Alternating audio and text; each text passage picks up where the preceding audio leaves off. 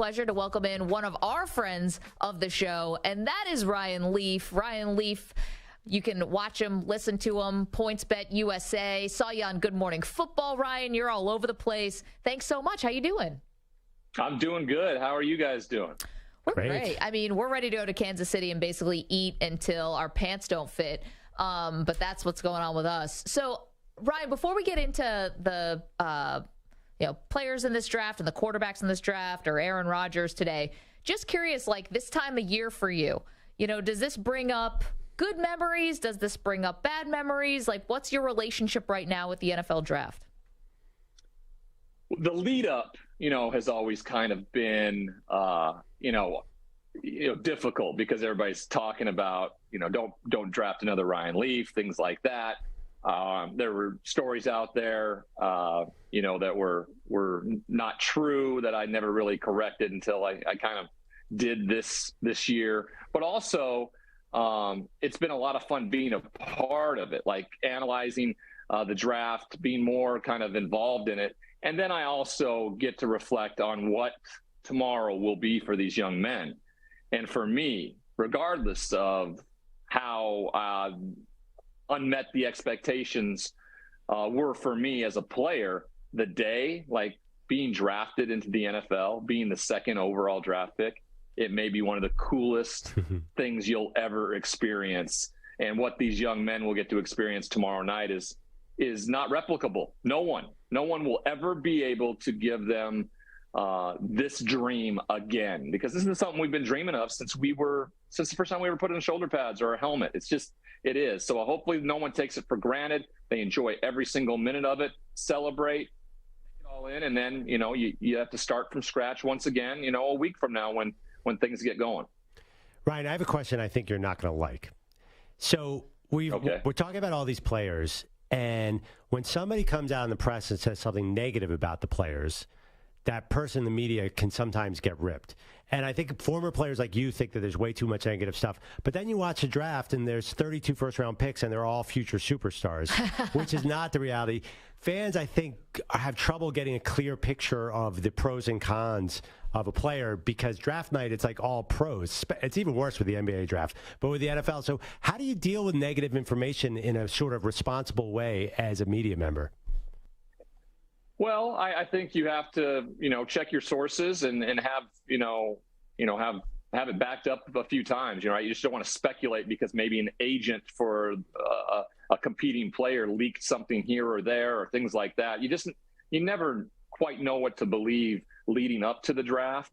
So, after the player is drafted, of course, I would argue that you take everything you hear with a grain of salt as well. Let's wait and see how he approaches his new job, how he is as a leader with his teammates. How he's received from the locker room, things like that. I wouldn't be quick to really analyze anything until you have some more data.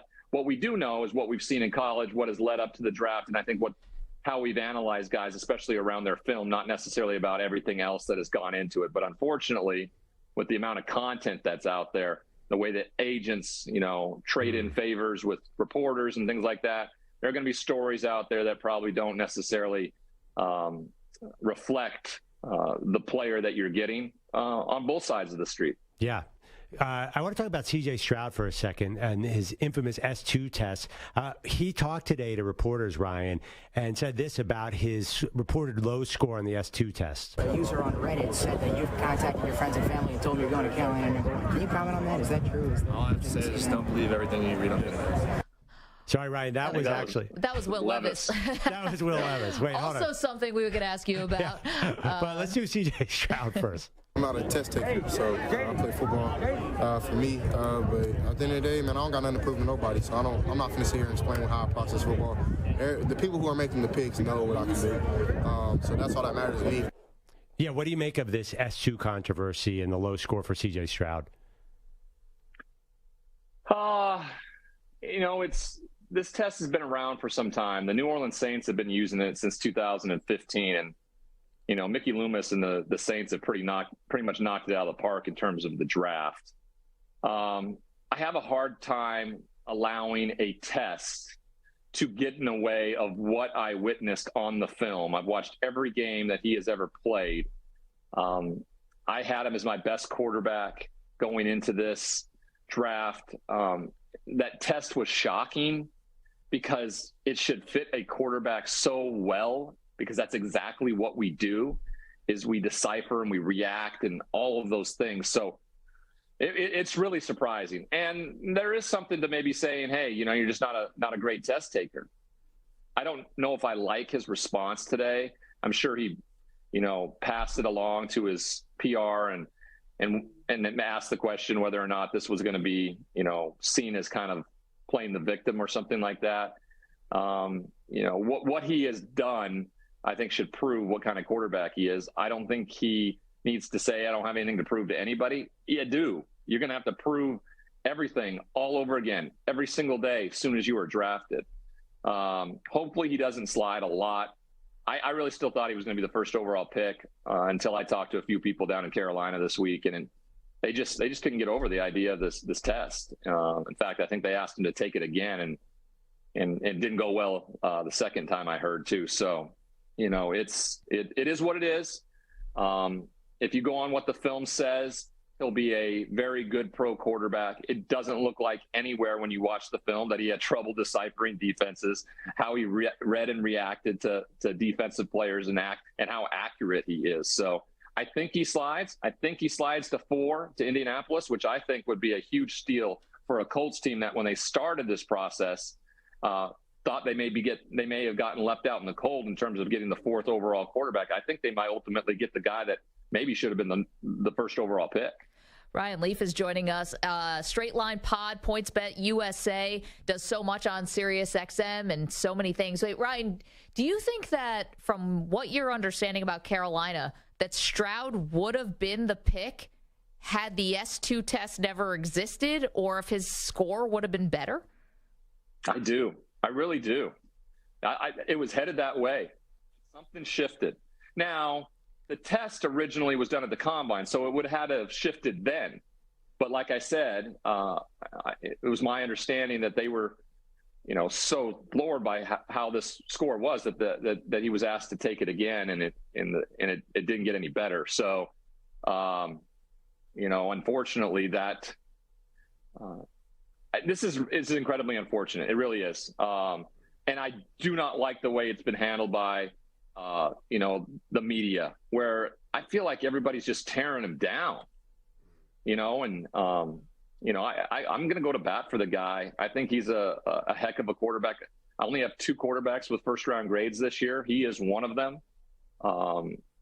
And until maybe I know more, until I take the test myself and have a better understanding of exactly what it is, I'm not gonna throw as much stock in it as what we've seen on film. And everybody who does this job, the scouts and everything like that, they know.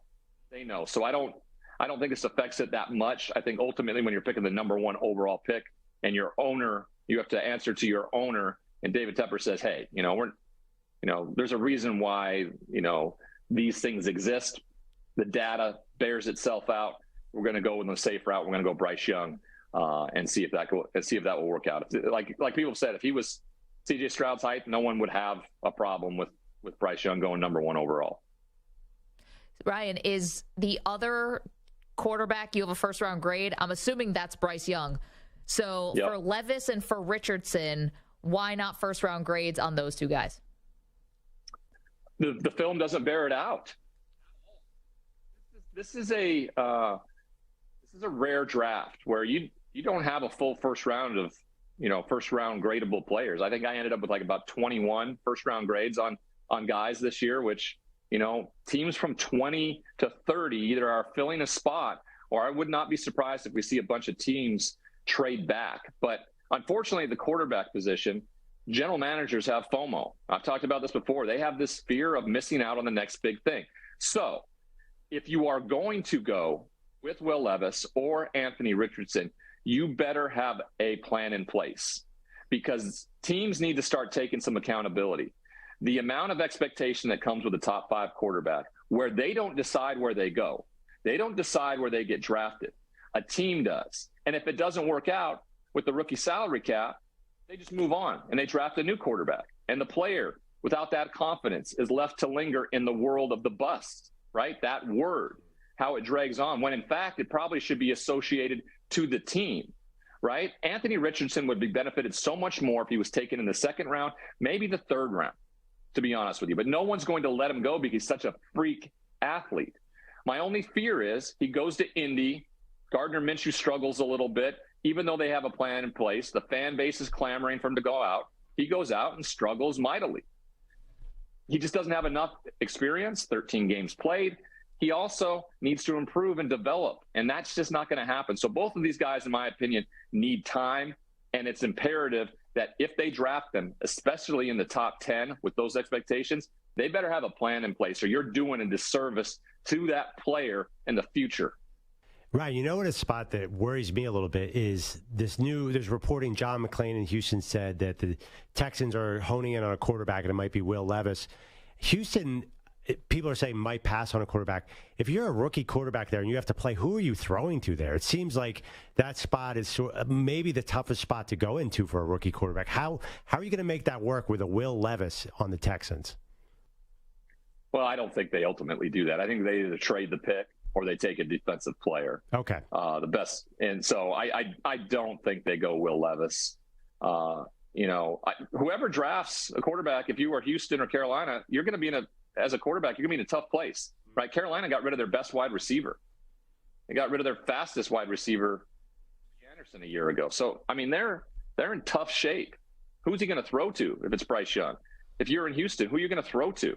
Right, those are real problems that exist. So, what about Indy? Is that a little better? I think so. I like Pierce. I like I like Michael Pittman Jr. I think they're capable guys. I would like to see them maybe find somebody else to contribute. Maybe they can get a wide receiver in the second round. There's a guy out of Oklahoma named Marvin Mims who I think could really be the steal of the draft this year. He reminds me a ton of Amon-Ra St. Brown. Led the nation in yards a catch last year for Oklahoma. Also return game. He's a special young man. So, yeah, I think they got to add to that. They got Jonathan Taylor. This team's been on the precipice for years, and they just haven't been able to figure it out at the quarterback position. So, yeah, I think they'd be incredibly lucky if C.J. Stroud came strolling in at number 4 because he was still available. Ryan Leaf is our guest. Ryan, just a couple more for you, and thanks for doing this. Of course, Straight Line Pod, PointsBet USA, SiriusXM, Westwood One, ESPN College Football, Good Morning Football. You got so many things going on, so we know you're busy. Outside of the 4 quarterbacks we talked about, do you like anyone else in this draft? Like, is there a late round or later round guy who is going to end up maybe being like a diamond in the rough? Yeah, Hendon Hooker, of course, his name's been brought up. Today he was shown his ability. He's already starting to drop back. His doctor released a note saying he will be ready and medically cleared by week 1 of this season.